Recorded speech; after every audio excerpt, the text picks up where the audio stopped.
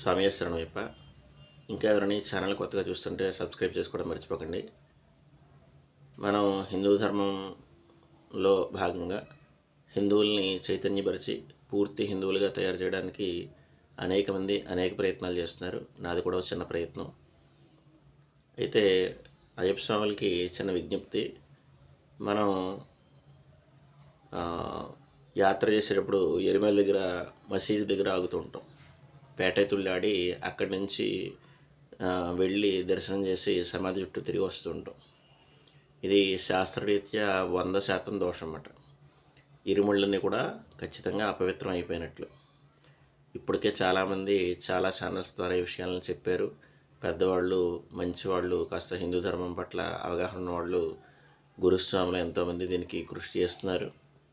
ఇంకా ఎక్కువ కృషి చేయండి.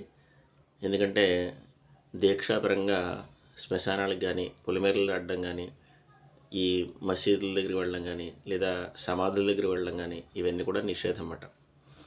అందుకే గ్రామదేవతకి దండం పెట్టుకుని మనం వస్తాం. పొలిమేర దాటుతున్నాం కాబట్టి అమ్మ రక్షించు అని చెప్పేసి. అందుకే ఇంటి దగ్గర కూడా ఒక కొబ్బరికాయ కొట్టుకుని బయలుదేరుతాం ఆ దోషం పోవడం కోసం. అంతేగాని శ్మశానాలు తొక్కమని, లోపలికి వెళ్ళమని, సమాధుల చుట్టూ తిరగమని కాదని అర్థం. మనం ఎంతో పవిత్రంగా చక్కగా దీక్షగా ఇంత శ్రమపడి ఇరుముడిని మైలుపరచడం అనేది ఎట్టి పరిస్థితుల్లోనూ కూడదు. ఇది బాగా గుర్తుపెట్టుకోండి స్వాములు. అందరికీ ఈ విషయాలని తెలియజేయండి. మనం అలా చెయ్యాలి. కారణం ఏంటంటే వాళ్ళ గురించి చెప్పడం అనేది ప్రస్తుతం అయితే సోషల్ మీడియాలో భావ్యం కాదు. కానీ వాళ్ళు ఎలా ఉన్నారు అనేది దేశంలో చాలా చోట్ల రాష్ట్రాల్లో చూస్తున్నాం మనం. మంచివాళ్ళు ఉంటే చాలా సంతోషమే. కానీ ఎక్కువ శాతం విషాలని చిమ్మేవాళ్ళే ఉన్నారు. అందుచేత ఆవుల్ని కోసుకు తినేవాళ్ళు, ఆవుల్ని పూజించేవాళ్ళు ఎప్పటికీ కూడా ఒకటైతే ఎవరు. అందుచేత వాళ్ళని పోషించడం అనేది మనం వాళ్ళకి కానుకలు వేయడం, ఆ హుండీల్లో విపరీతంగా డబ్బులు వేయడం, ఆయన ఫ్రెండ్ కాబట్టి ఆయనకి ఏదో ఇచ్చేస్తే అయ్యప్ప స్వామి కరుణిస్తాడు అనుకోవడం, ఇవన్నీ పిచ్చి పిచ్చి వేషాలు అన్నమాట. అయితే ఇలాంటివి దయచేసి చేయకండి.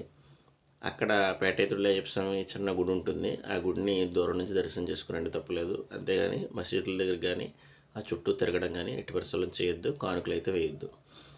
ధర్మశాస్త్ర చాలా అద్భుతమైన క్షేత్రం ఎరిమేలు. బాణం పడిన చోటది. అందుచేత సద్వినియోగం అక్కడ చేసుకోండి. ఎక్కువ సమయం అక్కడ గడపండి.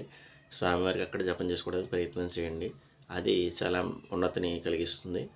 ఎందుకన్నా మీకు చెప్పక్కర్లేదు. మీరు అందరూ కూడా అర్థం చేసుకుంటారు. స్వామియే శరణం.